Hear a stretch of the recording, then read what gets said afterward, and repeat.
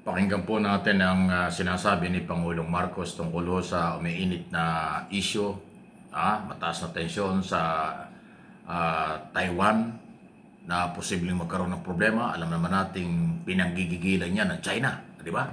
Dahil nga ho tayo ay malapit sa Taiwan. Pangalawa, daang libong Pilipino ang nagtatrabaho sa Taiwan. Kaya ho talagang isa itong isyong hindi dapat ibaliwala at sa halip ay dapat paghandaan talaga ng gobyerno.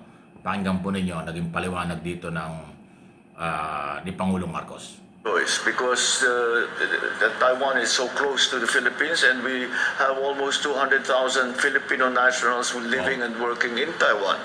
So we have many other considerations, but we end up in the same position that we want to avoid any confrontation. We want to avoid any hostilities around because of and around Taiwan, simply because we do not want to be involved in any war. We do not want to be involved in any conflict. Ayon pa sa Pangulo, hindi makikialam ang Pilipinas sa issue ng China at Taiwan. Pero naniniwala siya na mareresolba ang anumang gulo sa mapayapang paraan. And when it comes to Taiwan, as far as the Philippines is concerned, we do not interfere with something that is an internal matter. However, what we counsel everyone involved is that any conflicts be resolved peacefully. And again, it all revolves to peace. Kaugnay pa nito, patuloy na kinikilala ng Pilipinas ang One China policy. The Philippines has, from the very start, always held a One China policy. We have always held the One China policy, and we will continue to do that. Nel Maribuhok, humahataw. Thank you. Thank you sa UNTV, sa mga nagbalita, lehitimong news media organization dito sa ating bansa. Kasi ito hindi ito basta pangkaraniwang balita. Yan ay national security issue, international news ang usapin tungkol sa Thailand, sa Taiwan,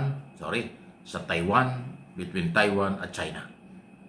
Problema nga tayo ay damay dito dahil malapit tayo sa Amerika, malapit tayo sa Taiwan, kaalyado natin ang Taiwan, kaalyado natin ang Amerika. Di ba? Na talaga namang hindi naman pababayaan ng Amerika yung kung ano mga mangyayari sa Taiwan. Pero nandiyan ang China. Kaibigan pa rin natin ang China. Kaya nga kinikilala yung One China policy. Okay? At hindi naman pwedeng hindi maninindigan ng Philippine government. Kasi kaya ko ito ginawa kong topic ngayon, binabanata na naman siya ng mga pro-China. Kita nyo yung mga pahayag ng mga eksperto sa mga foreign policy sa issue ng Taiwan, US, China at ang Pilipinas. Sinisisi na naman po ng mga Pilipino na pro-China si Pangulong Marcos. Inilalagay daw tayo sa kapahamakan, inilalagay daw sa masamang seguridad ng ating bansa sa posisyon ng ating gobyerno tungkol sa Taiwan issue. Abay, masyadong pananakot yan at saka masyadong negatibo. Hindi naman pwedeng mananahimik ang Pilipinas at magsasawalang kibo sa isyong yan. Dapat laging isa sa alang-alang yung kapayapaan at seguridad ng halos daw 200,000 Pilipinong nagtatrabaho. Totoo yun. Kasi yun ang obligasyon ng isang presidente. Ang kapakanan ng Pilipino sa lahat ng lugar sa buong mundo. Kaya kapag may mga ganyan tumataas na tensyon, talagang yan ay pinaghahandaan.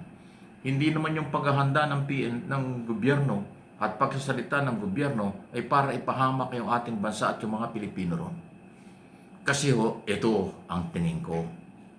Kaya nagsasalita yung mga pro-China ng mga Pilipino. Ayaw na ayaw nilang kinakanti ang China. Ang gusto kasi nitong mga pro-China ito, ang ating Pangulo kapag nagbigay ng pahayag ay yung papabor sa China, hindi papabor sa Amerika, hindi papabor sa Taiwan. Yun ang kanila. Parang wala silang pakialam doon sa mga Pilipino sa Taiwan. Ang gusto ng mga pro-China, tulungan or kilalanin at irespeto yung China laban sa Taiwan. Abay, mahirap yun. Mahirap po yan. Ang Amerika ay kaalyado natin. Ang Amerika ay tutulong dyan sa kung ano mang mangyari dyan. At hindi tayo pwedeng himiwalay doon. Kasing tigas ng bakal ang relasyon ng Pilipinas at ng Amerika sa international issue, sa usapin sa China, Taiwan, at seguridad ng Philippine na territory. Yan po yan. Di ba? Yung relasyon sa Pilipinas nakapaloob dun sa treaty, 71 years na yan. 71 taon na yung treaty, yung kasunduan ng Amerika at Pilipinas para sa national security ng ating bansa. Pero yung issue naman between Taiwan, US at China, Philippines, ay yan naman po ay dahil nga tayo ay kaalyado, kapitbahay pa. Di ba? So, huwag ninyong linlangin, huwag ninyong namang palabasing ang mga statement ng Pangulo at ng ating gobyerno ay kapahamakan ang itutulot nito. Ayan po yung akin. Hindi po ako konektado sa gobyerno, hindi ako tagapagsalita ng gobyerno, totally. Wala akong alam dyan sa ginagawa ng gobyerno at wala akong obligasyon dyan. Ang obligasyon ko lang bilang Pilipino, itama ang mga balita. Bigyan ko ng opinyon ang mga nangyayari. Dahil nga hindi ko rin naman mapapalampas at hindi naman katanggap-tanggap na yung mga pro-China na Pilipino ang minamasama pa ay ang gobyerno sa halip ang kinakatigar ay China dahil nga sila ay pro-China. Ay mali yan. Mali yan. Prinsipyong bias yan. Prinsipyong walang totoong malasakit yan sa gobyerno at sa Pilipinas. Yun ho yung aking opinion at observation dyan. So kayo, tayong mga Pilipino, ang ating magagawa sa ganitong klase ng mga tensyon na yan na malapit sa atin, ay ipagdasal natin na huwag lumala at nang hindi maapektuhan ang ekonomiya, seguridad ng Pilipinas, ng Pilipino at ng mga OFW. Hindi biro yung 200,000 more or less ha. Ako nga, tingin ko dahil 2 beses na ako nakarating ng Taiwan, baka hindi lang 200,000 ang Pilipino, marami ako nakitang Pilipino ron eh. Baka yung more or less daw 200,000, baka yun yung mga legal lang yun, dokumentado na OFW. Eh marami doon, meron din doon walang dokumento eh. Namamasyal lang, turista lang, o turistang nagkaroon ng pamilya ron, turistang doon na talaga tumira dahil nakita nilang baka iba ang buhay. Ganun, maraming ganun. Hindi naman sa Taiwan lang yan. Sa maraming mga lugar sa mundo, ganun ang estado ng mga Pilipino. Legal yung iba, illegal yung iba. Pero yung iba naman, turista. Ayun po yun. Yun ang dapat pangalagaan. Hindi naman ibig sabihin ay manahimik na lang para hindi madamay. Ay mas delikado yun. Kailangang ipakita ng gobyerno ano ang posisyon sa isyong ito at kung ano ang kapakanang may dudulot at proteksyong may dudulot para dun sa mga Pilipino sa abroad.